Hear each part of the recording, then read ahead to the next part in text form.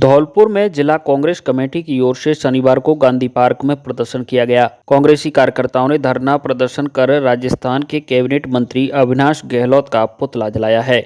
कार्यकर्ताओं ने सदन में कैबिनेट मंत्री अविनाश गहलोत के द्वारा पूर्व प्रधानमंत्री इंदिरा गांधी को लेकर दादी कहकर की गई टिप्पणी पर माफी मांगने की मांग रखी है। साथ ही विधायकों का निलंबन समाप्त करने की भी मांग रखी है।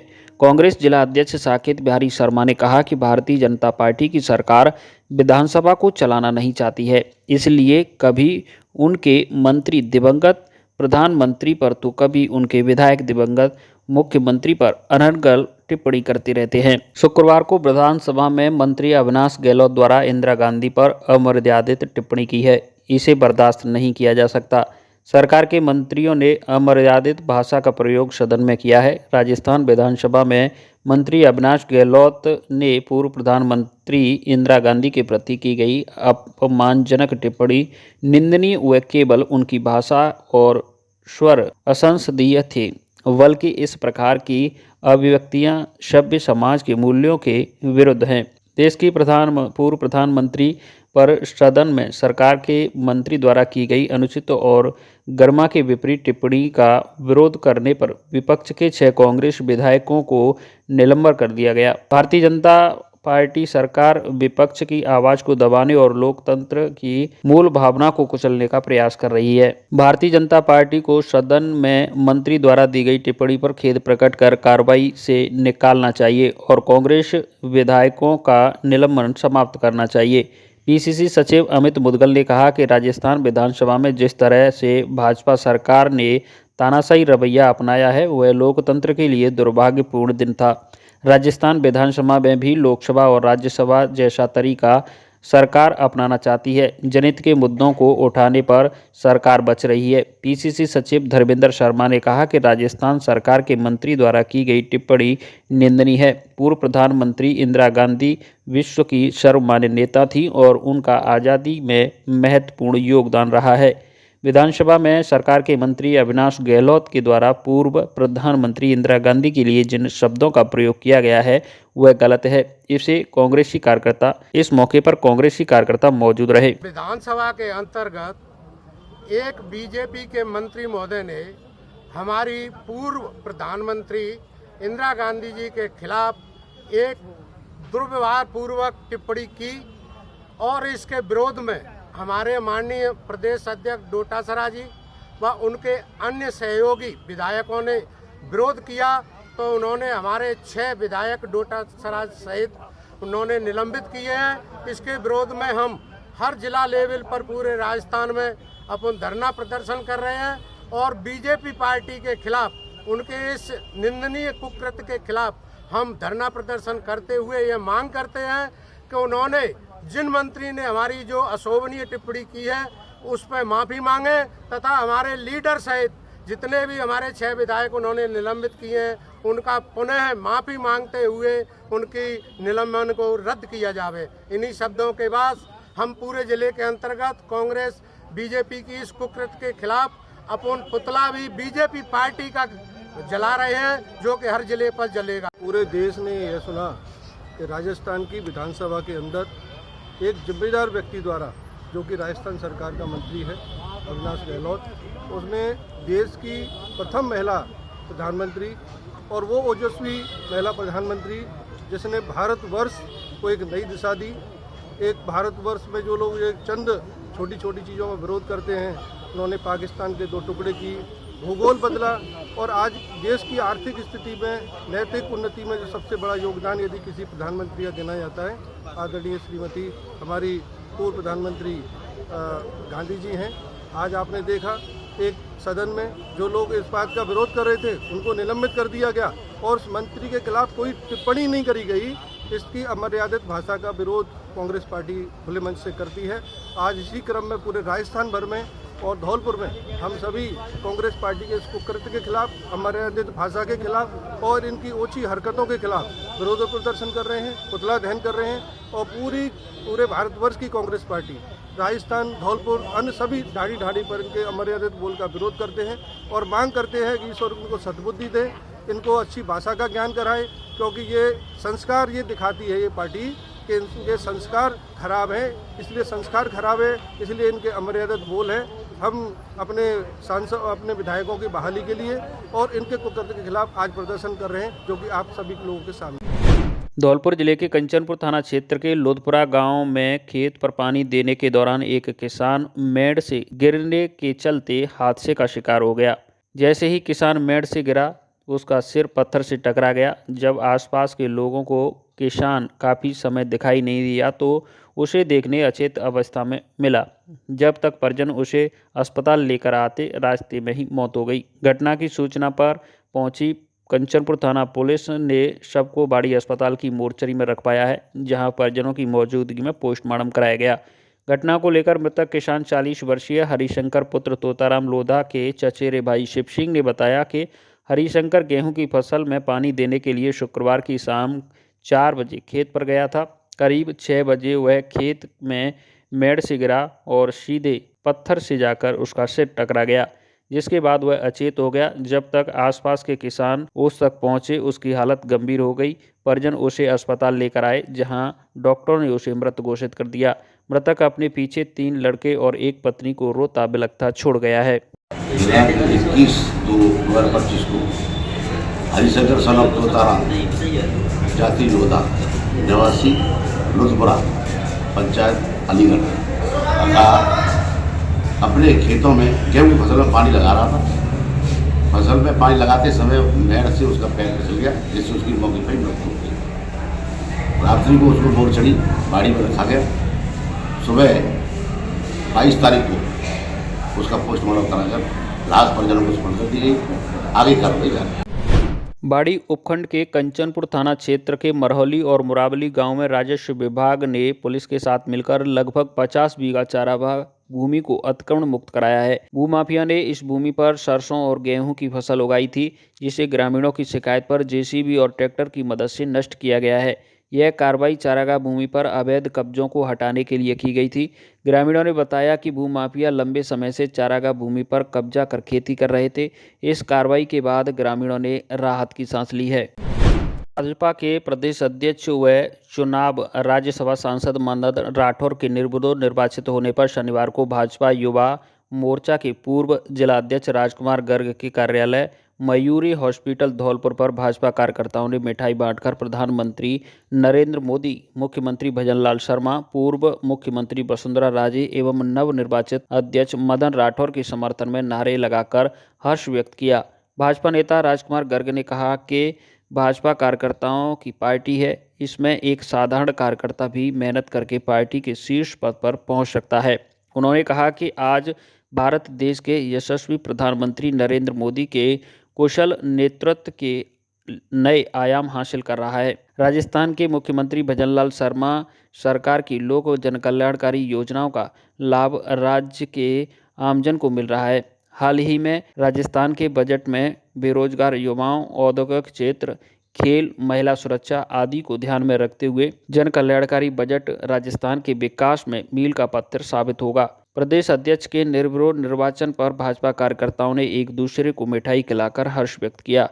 इस अवसर पर नरेंद्र तोमर, पूर्व नगर अध्यक्ष विजय श्रीवास्तव, ओम प्रकाश कोहली, महेश कोहली, धर्मेंद्र सिसोदिया, पंकज राणा, इंद्रलाल, राजवीर त्यागी, लक्ष्मण कोहली, रामनाथ त्यागी, दिनेश शर्मा, बेताल सिंह, राहुल बघेल, रामप्रकाश राठौर, मनीष अग्रवाल, मुकेश रावत, अंकित कुमार, विनोद तोमर, मुन्ना प्रजापति, राघवेंद्र राणा, धर्मेंद्र कुमार सहित बड़ी संख्या में भाजपा कार्यकर्ता मौजूद रहे।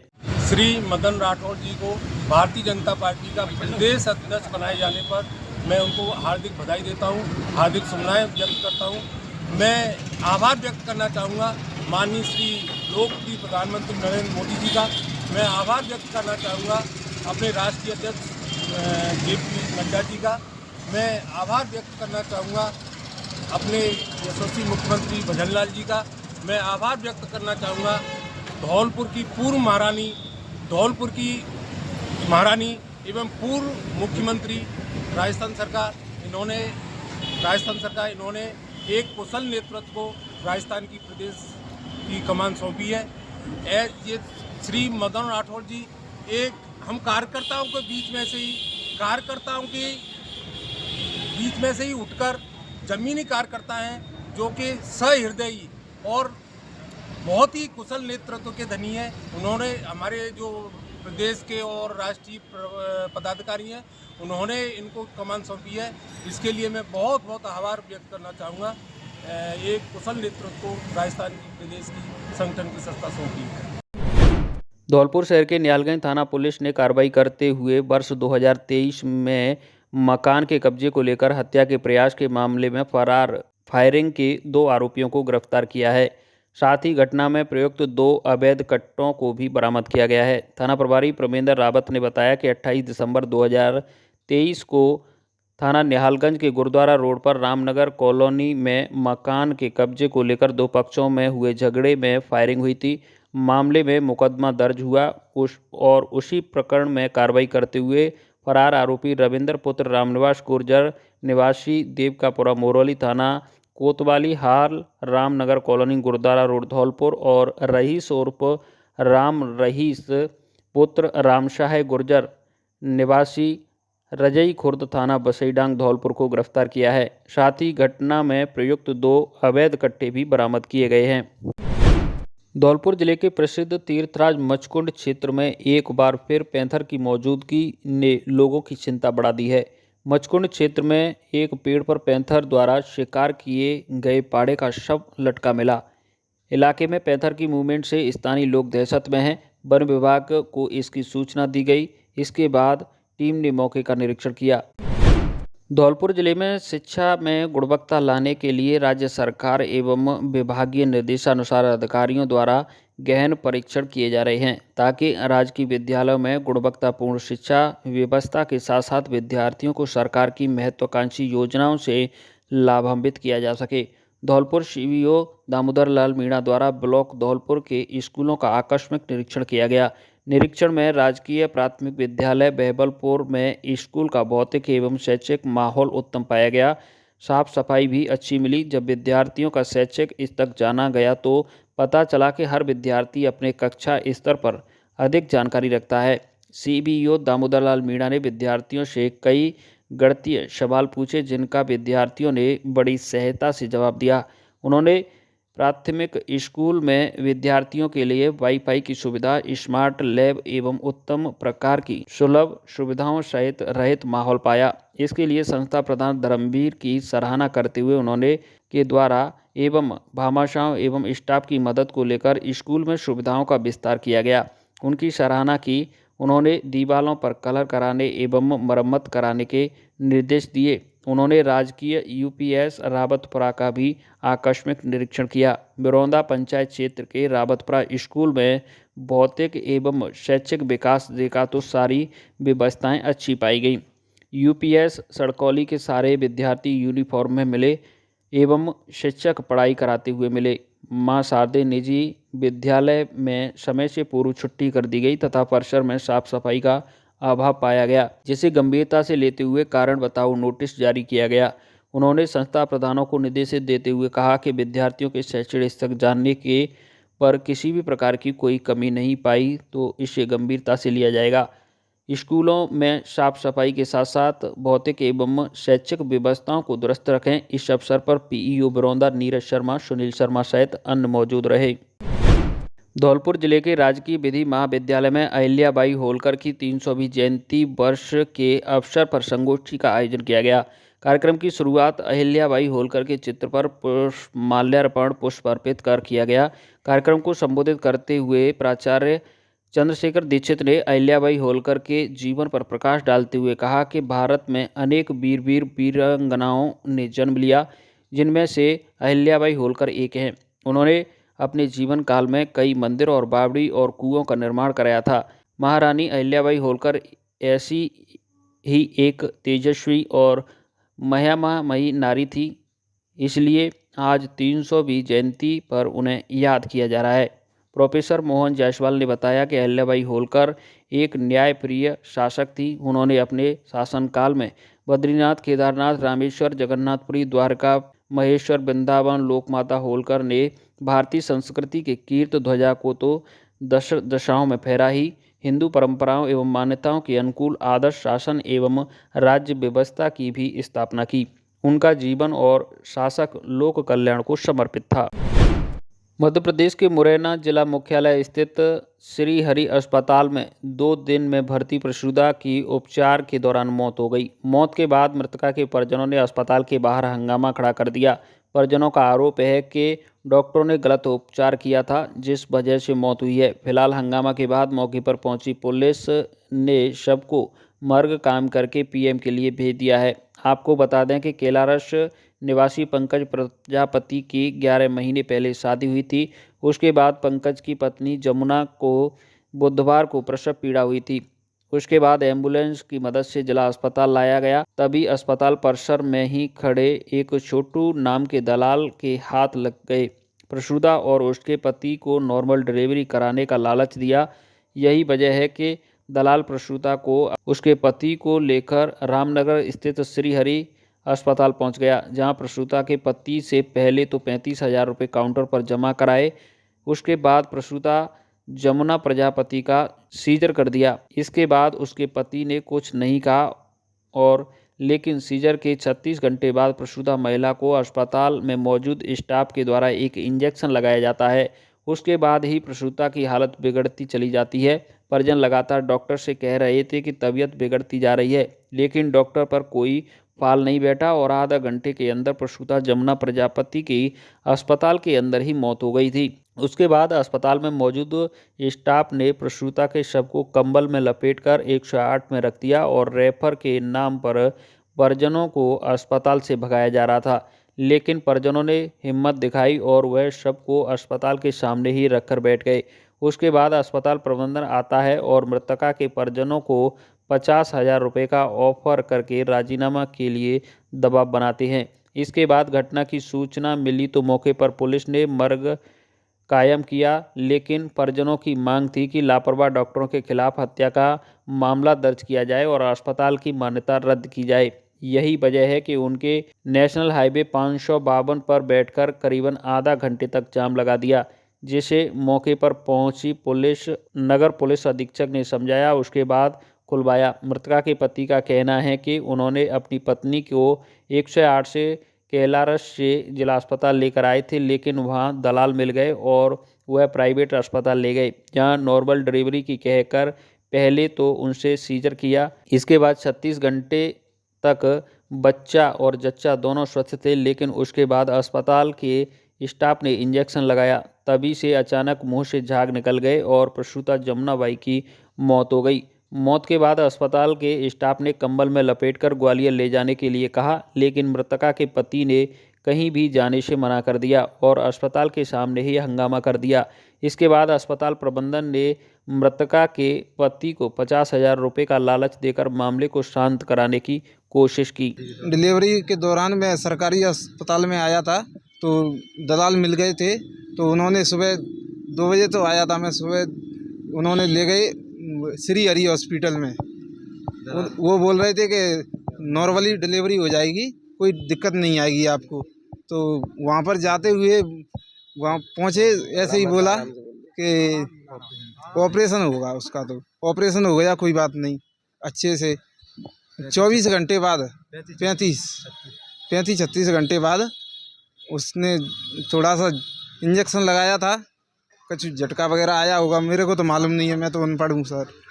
तो उन्होंने लगाया था इंजेक्शन, तो उससे ही 5 मिनट बाद पशु निकल गए थे। मैं अकेला था, मैं घर वालों को फ़ोन लगा रहा था, तब तक कंबल में लपेट के एम्बुलेंस में उन्होंने ही डाल दिया ग्वालियर के लिए। अच्छा, आप पहले तो ये बताओ कि पहले आप केलारस से जब चले थे, फिर यहाँ मुरैना में कहाँ पे लेके आए थे? सरकारी अस्पताल में। फिर आपको वहाँ कौन लेके गया?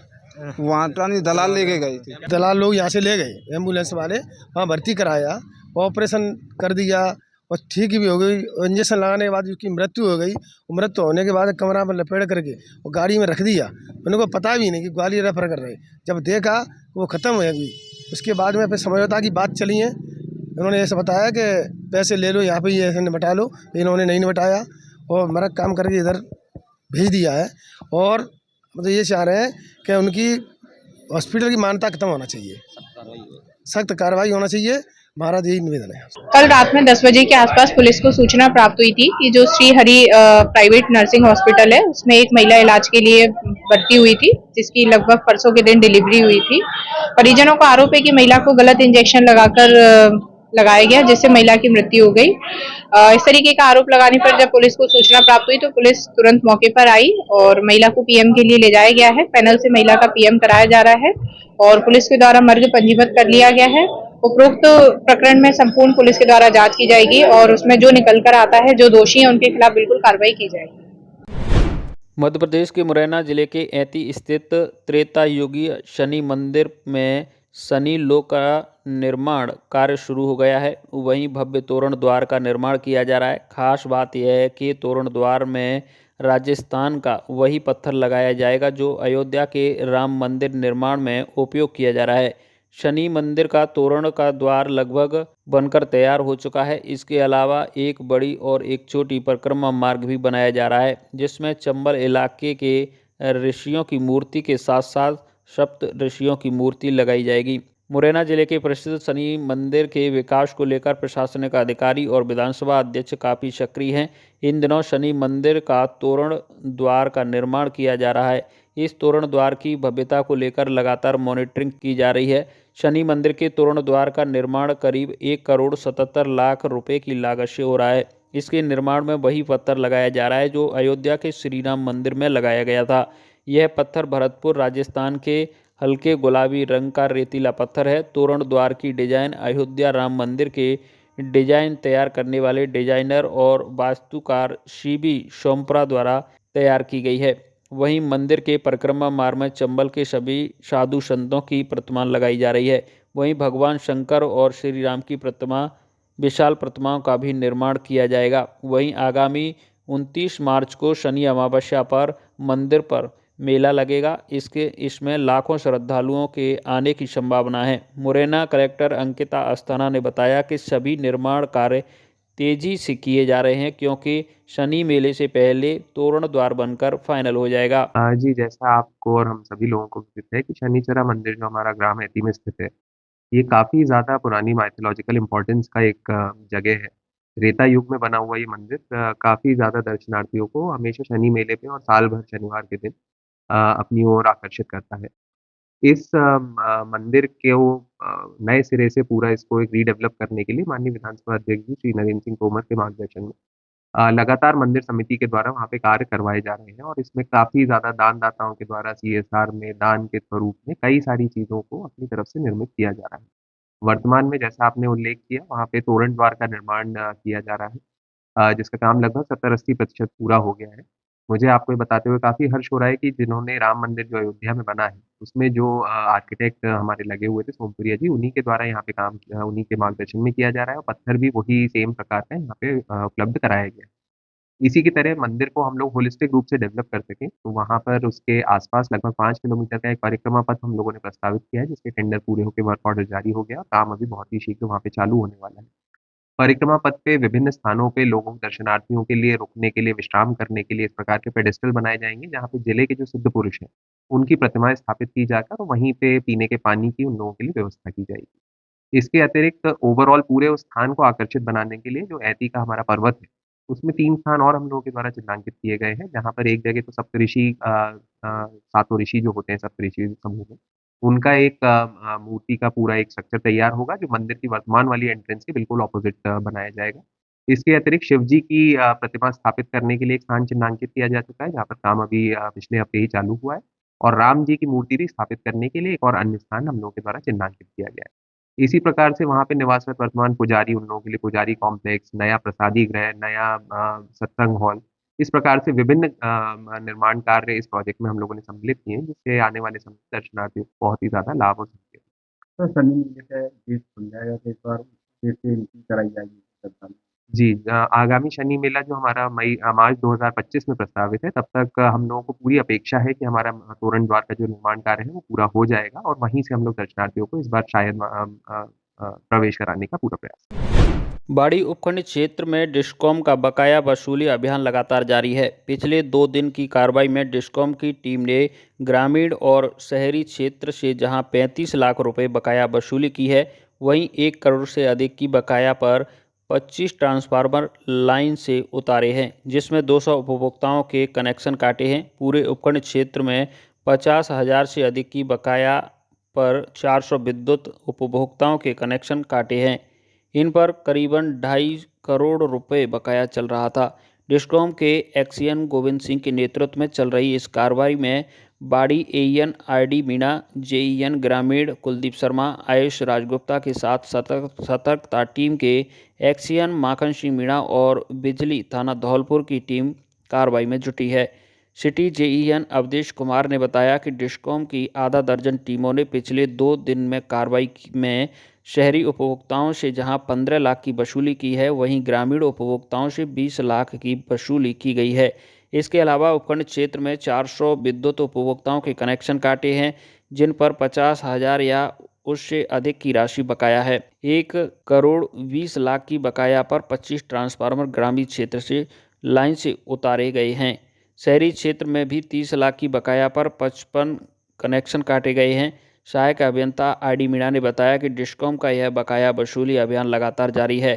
पिछले 2 दिन की कार्रवाई में गांव गोपालपुरा, मानपुर का अड्डा, पंडोरपुरा, मझौआ, लखेपुरा, उलावटी, अब्दुलपुर सहित कई अन्य गांवों से विद्युत ट्रांसफार्मर लाइन से उतारे गए हैं।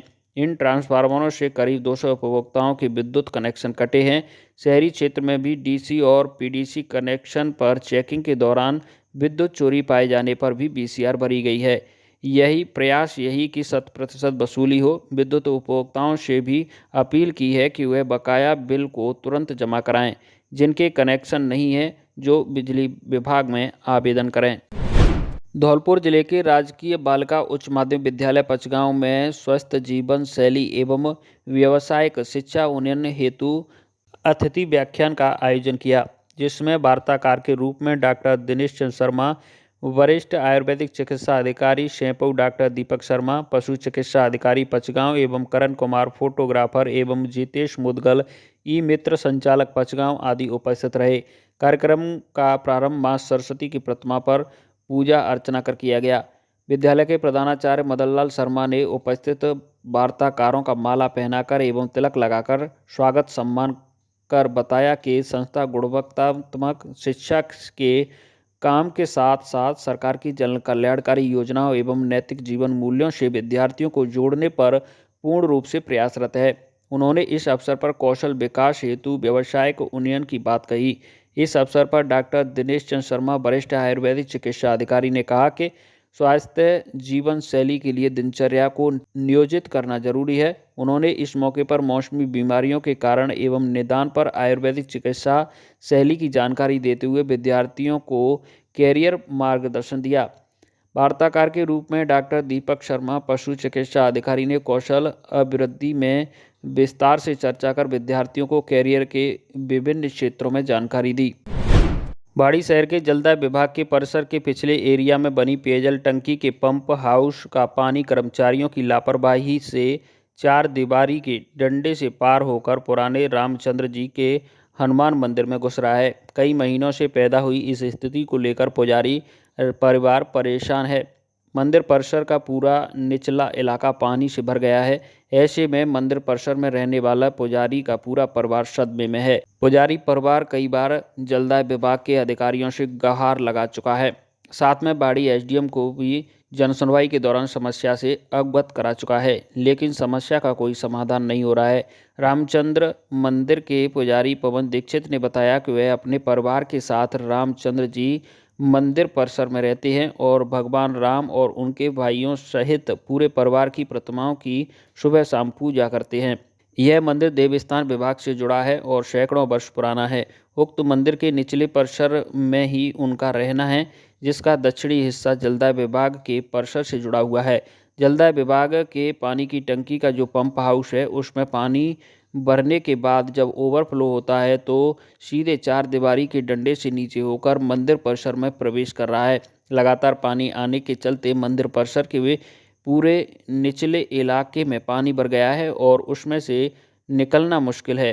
उक्त समस्या को लेकर जलदाय विभाग के अधिशासी अधिकारी के साथ उपखंड प्रशासन को भी अवगत कराया गया था, लेकिन समस्या पर कोई ध्यान नहीं दिया जा रहा है। रामचंद्र जी का मंदिर है भैया, और इसमें पानी भर देते हैं, नल से भी ज़्यादा बेहतर दी गई है, इसमें रह के नहीं, और ये निकालने की सोच रहे हैं, और ये खाना पाना भी नहीं बन पा रहा है। देखिए कितना पानी सारा भरा हुआ है, पूरा घर डूबा हुआ है, और कहीं बैठने की भी जगह नहीं है कहीं भी, और ये दिन में रात में 24 घंटा चलाते हैं ये, और ये जो सो जाते हैं मोटर चालू करके नहीं अपने घर पे चले जाते हैं, और उल्टे सीधे बोलते हैं, कुछ कहते हैं तो उल्टे सीधे भी बोलते हैं ये। धौलपुर जिले के सहपऊ थाना क्षेत्र के गांव ननेहरा में दहेज की खातिर 23 साल की विवाहिता की हत्या कर भूसा में जलाने के आरोपी पति को स्थानीय पुलिस ने महज 24 घंटे के अंतर्गत बाड़ी शहर से दबोच लिया है। खौफनाक घटना को अंजाम देकर आरोपी फरार हो गया था। हत्याकांड में शामिल अन्य आरोपियों की पुलिस टीम अलग अलग स्थान पर दबिश देकर तलाश कर रही है। सीओ अनूप कुमार ने बताया कि सहपऊ थाना क्षेत्र के गांव ननेहरा में विवाहिता नीरज पत्नी कमल किशोर की हत्या हुई थी। हत्या को अंजाम मृतका के पति ने दिया था। आरोपी पति ने विवाहिता की हत्या कर साक्ष्य मिटाने के लिए डेड बॉडी को भूसा में कंडे डालकर जला दिया था। उन्होंने बताया घटना बेहद मानवता को कलंकित करने वाली थी। मृतका के पिता भगवान सिंह ने पति कमल किशोर एवं अन्य परिजनों के खिलाफ दहेज हत्या का आरोप लगाते हुए मुकदमा दर्ज कराया था। पुलिस ने मामले में अनुसंधान शुरू किया। घटना स्थल से पुलिस ने चिता के अंदर से अस्थियों को साक्ष्य एकत्रित किए। मौके से एसएफएल की टीम एवं मेडिकल बोर्ड टीम को भी बुलाया गया। एसएफएल टीम द्वारा मौके का मुआयना किया गया। घटना को अंजाम देने के बाद ससुराल पक्ष के लोग सभी फरार हो गए थे। मामले की गंभीरता को देख थाना प्रभारी वीरेंद्र सिंह के नेतृत्व में पुलिस टीम का गठन किया गया। साइबर तकनीकी एवं मुखबिर के इनपुट से हत्या आरोपी पति कमल किशोर को बाड़ी शहर से गिरफ्तार कर लिया है। आरोपी से पुलिस पूछताछ कर रही है। अनुसंधान के बाद आरोपी को कोर्ट में पेश किया जाएगा। सीओ ने बताया घटना में शामिल अन्य ससुराल पक्ष के लोग फरार हैं। आरोपियों के संबंधित ठिकानों पर पुलिस दबिश दे रही है, जिन्हें शीघ्र गिरफ्तार कर मामले में कानूनी कार्रवाई की जाएगी। कल 20/2/2025 की देर शाम को थाना इलाके के गांव ननेहरा में किसी विवाहिता की संदिग्ध परिस्थितियों में मृत्यु कर जलाए जाने की सूचना पुलिस को प्राप्त हुई थी, जिस पर थाना अधिकारी वीरेंद्र सिंह मेजाप्ता के घटनास्थल पर पहुंचे थे। घटनास्थल पर गांव में पूछताछ करने के बाद में पता चला कि ये अपने अड्डे पर रहते हैं। जहां पे वो पूछताछ करते हुए अड्डे पर पहुंचे तो वहां जाने पर पता चला कि मृत्यु के उपरांत जो है डेड बॉडी को पूरी तरह से जला दिया गया है। लगभग वो जल चुकी थी। वहाँ पर इनको मृतका के पिता और माता ये दोनों मिले, जिन्होंने इस घटना को बताया कि ये मेरी 2 बेटियां इस गांव में ब्याही थी, जिसमें ये मेरी छोटी बेटी है, और छोटी बेटी को उसके ससुराल वालों ने दहेज की लालच में मारकर जला दिया है। के बाद में थानाधिकारी द्वारा घटनास्थल को सुरक्षित रखा गया, पूरी तरह से सुरक्षित किया गया, और उसके बाद में उच्च अधिकारियों को इसकी उन्होंने अपनी तरफ से सूचना दी। आज प्रातः भरतपुर से एफएसएल टीम को बुलाकर घटनास्थल का निरीक्षण करवाया, जिसमें सहपऊ से मेडिकल बोर्ड की टीम एवं श्रीमान एसपी साहब, एडिशनल एसपी साहब सिकाऊ, मैं स्वयं मौके पर उपस्थित पहुँचे, और हमने इस सीनियर ऑफिसर्स की मौजूदगी में एफएसएल टीम और मेडिकल बोर्ड ने साक्ष्य जुटाए हैं, कुछ बरामदगियाँ की हैं। पास में ही माता पिता ने अपना निवास उन्होंने बताया है कि मेरी पुत्री जो है यहाँ पे रहती थी, वहाँ भी इससे भी साक्ष्य जुटाए गए हैं। मौके के ऊपर मुखबिर मामूर किए गए और निर्देशानुसार एसएचओ वीरेंद्र मीणा के नेतृत्व में एक टीम का गठन कर आरोपियों की सघन तलाशी की गई, जिसमें मुख्य आरोपी कमल किशोर जो कि मृतका का पति है, उसको बाड़ी से डिटेन किया गया है। बाद पूछताछ के मामला पूरी तरह से दहेज हत्या का पाया गया है और हत्या करके और मृतका को सबूत मिटाने के नाम पे जला दिया गया है। पूछताछ में ये भी सामने आया है कि आरोपी का भाई भी इस प्रकरण में, खासतौर से सबूत मिटाने के प्रकरण में अभी तक शामिल पाया गया है। आगे तफ्तीश जारी है। आरोपी कमल किशोर को हमने गिरफ्तार कर लिया है। दूसरे आरोपी की अभी तलाश है। दूसरे परिजन गायब हो गए हैं, उनकी भी तलाश जारी है। उन सभी को जल्दी ही गिरफ्तार करके माननीय न्यायालय के सामने पेश किया जाए। मध्य प्रदेश की ग्वालियर पुलिस एक चोर की चिट्ठी से हैरान और परेशान है। दरअसल एक अज्ञात चोर ने शहर की एक पॉश कॉलोनी वासियों को एक चिट्ठी भेजकर चेतावनी दी है कि मैं एक चोर हूं, मुझे चोरी करने दो, नहीं तो सबको मार डालूंगा। हमें शांति से चोरी करने दो, नहीं तो सब मरेंगे। चोर की धमकी भरी चिट्ठी के बाद कॉलोनी के लोगों ने पुलिस की मदद ली है, जहां पुलिस चिट्ठी और अज्ञात चोर की पड़ताल में जुटी है। ग्वालियर शहर की पॉश कॉलोनी सूर्य विहार में पिछले 1 साल से अज्ञात चोरों का आतंक बना हुआ है। यहाँ के लोग चोरों के आतंक से इस कदर डरे हुए हैं कि रात को उन्हें रात भर जगना पड़ता है। चोरों से परेशान कॉलोनी के लोगों का कहना है कि बीते दिनों चोरों ने एक बार फिर से कॉलोनी में दस्तक दी थी। चोरी की आहट सुनने के बाद उन्हें पकड़ने की कोशिश की, लेकिन चोरों ने पलटवार करते हुए गाली गलौज किया और जान से मारने की धमकी दी और भाग निकले। इसके बाद एक चिट्ठी चोरों ने धमकी भरी भेजी है, जिसमें लिखा है कि मैं एक चोर हूं, मुझे चोरी करने दो, नहीं तो सबको मार डालूंगा। हमें शांति से चोरी करने दो, नहीं तो सब मरेंगे। चिट्ठी मिलने के बाद कॉलोनी के लोग भयभीत हैं। पुलिस थाना गोला का मंदिर पुलिस को इस मामले की जानकारी दी गई। वहीं पुलिस मामले में कहना है कि अज्ञात चोर के द्वारा भेजी गई धमकी भरी चिट्ठी की जानकारी उन्हें मिली है और पूरे मामले की जांच पड़ताल की जा रही है। जल्द ही मामले का खुलासा कर दिया जाएगा। यहाँ तो पहले तो 2024 से ही घटनाएं चल रही हैं। 2024 में जब आए थे तो वो सबके घर की छतों पे चढ़ के सबके दरवाजे बांध गए थे जीना के कपड़ों। ये दर्शन की तरफ वाटिका से आए थे, लेबर थी या चोर थे जो भी हो। उनके हाथ में छेनी हथौड़े थे, इसका मतलब लेबर थे। जो उनके हाथ में सरिया थी उसमें पेंट लगा हुआ था। जो कश्यप भाई साहब के घर से वो जूते चप्पल भी सैंडल एंडल बच्चों के उठा ले गए थे। अब क्या हुआ? अभी 15 दिन से लगातार दर्शन की तरफ से कूद रहे हैं। लड़के हैं 3-4, सबकी छतों पे जाते हैं। और परसों तो इनके घर के पे चिट्ठी फेंक गए कि मैं चोर हूँ, मुझे चोरी करने तो नहीं, तुम सबको मार देंगे। अच्छा, तो ये चिट्ठी भी आपके को मिली है? हाँ, चिट्ठी मिली ना, भोला भाई साहब के घर पे फेंकी गई है। और कुछ इन्होंने उल्टी सीधी हरकत कुछ करी जैसे कि? नहीं, तो अभी यही है कि आए दिन पत्थर इन लोगों के घर पे फेंक रहे हैं। कश्यप भाई साहब के घर पे, भोला भाई साहब के घर पे पत्थर फेंके जाते हैं रात में। हाँ, ईंटें फेंकी जाती हैं। तो अभी कौन? पुलिस ने कुछ इस मामले में किया? पुलिस को 1 हफ्ते पहले बुलाया था, तो पुलिस के सामने ही वो पेड़ पे चढ़े थे और पुलिस ने कुछ नहीं किया।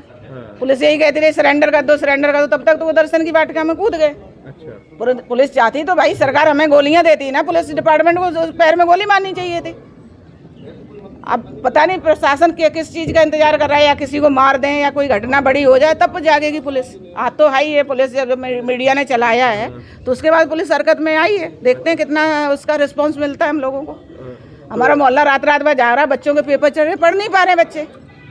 गलत है ना ये, मतलब किसी के यहाँ और चोरी हो चुकी है कि किसी? नहीं, अभी चोरी करी तो नहीं पा रहे हैं। अच्छा, क्योंकि जग जाते हैं लोग आजकल, बच्चे पढ़ते हैं, हरकतें दिखती, जैसे पैर चलन की आवाज आती छतों से, दम दम की, तो सब जग जाते हैं, तो भाग जाते हैं। क्या चाह रहे हैं इस मामले में? हम ये चाहते हैं प्रशासन थोड़ा सा इसको अच्छे से ले, क्योंकि कोई बड़ी घटना ना हो जाए।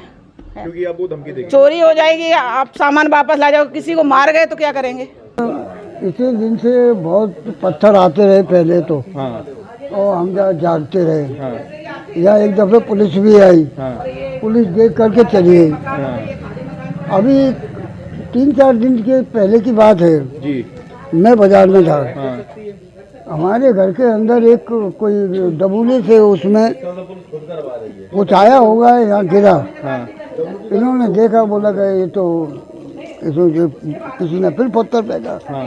देखा तो उसमें एक पर्ची भी थी। क्या दिखा था पर्ची में? मैं तो वहाँ से आया, मेरे को फोन किया इन लोगों ने। पर्ची में क्या लिखा था कि मैं चोर हूँ, मुझे चोरी करने? मुझे चोरी करने से, वरना तुम्हें जान से मार देंगे हम। अच्छा, ये धमकी है। तो अब मान लो सामान चला जाए, कुछ हो जाए, वो बात की बात तो दूर है, चलो वो सामान आ जाएगा। मगर किसी को मार दे, वारदात हो जाए, ये तो एक तरह का बहुत वो है। आपके घर पे कर रहे हैं ऐसा? हाँ, मेरे घर पे, इनके घर पे, सबके घर पे पत्थर फेंके।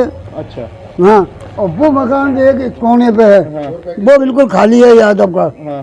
वो चोरों का घर हो गया एक तरह का। अच्छा, अभी आप लोग क्या चाह रहे हैं इस मामले में? हम इस मामले में यही चाह रहे हैं कि प्रशासन इसके बारे में कुछ करे, थोड़ा देखे कि ये दहशत में बच्चे जिनका एग्जाम है वो नहीं पढ़ पा रहे, हम लोग जो ढंग से। और उनका स्वागत है और हम सबसे मिलेंगे भी और ग्लोबल इन्वेस्टर समिट की शुरुआत भी करेंगे। एक नया उदय मुख्यमंत्री मोहन यादव जी के नेतृत्व में, प्रधानमंत्री नरेंद्र मोदी जी के नेतृत्व में एक निवेश का उदय कल से शुरुआत होगा मध्य प्रदेश में। इस बात का हमें पूर्ण तमिलनाडु में आज जिस परिवार के साथ कल्पना नहीं कर सकते हैं कि इतनी दुखद घटना घटी। आप कल्पना करो कि किसी माँ के हाथों से दिन दिहाड़े बच्चा छिन जाए, उस बच्चे पर और उस माँ पर क्या बीती होगी। और मैंने उसी दिन ये संकल्प लिया था कि मैं तभी चर्चा करूंगा जब प्रशासन के साथ मिलकर हम पिता और माँ को अपने बच्चों के साथ दोबारा मिला पाए। मैं धन्यवाद देना चाहता हूँ मुख्यमंत्री जी को, मैं धन्यवाद देना चाहता हूँ पुलिस प्रशासन को कि उन्होंने इतनी तुरंत कार्रवाई की, और धन्यवाद देना चाहता हूँ हमारे सभी लोगों को कि ये बच्चा केवल इनके परिवार का नहीं, हम सब का है। और ऐसी घटना ग्वालियर में घट पाए,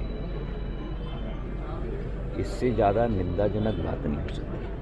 और मैंने माता और पिता से भी ये संकल्प लिया है कि सख्त से सख्त कार्रवाई लेकर ही हम चैन की सांस लेंगे। 7 आरोपी हैं, 5 हिरासत में हैं, 2 और अभी लापता हैं, पर हमारी प्रशासन रुकेगी नहीं जब तक उन 2 को भी हम लोग हिफाजत में ना लें। ये एक उदाहरण बनना चाहिए सभी के लिए कि दोबारा कोई भी ऐसी निंदाजनक बात करने की हिम्मत ना रखे। हमारा ग्वालियर एक सुशांत जगह है।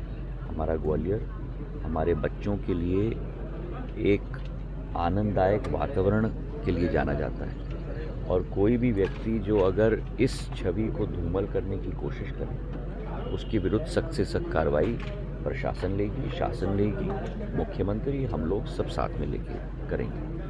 मुझे इस बात की खुशी है और आनंद भी है कि मेरा बच्चा मेरे परिवार के बीच में अब दोबारा आ चुका है, और जल्द से जल्द दोबारा अपने दोस्तों के बीच में, अपने स्कूल में, अपने घर के आनंद के वातावरण में दोबारा वैसे ही फले फूले और आगे जाके पूरे ग्वालियर चंबल के लिए नहीं, पूरे मध्य प्रदेश के लिए एक नवरत्न बने।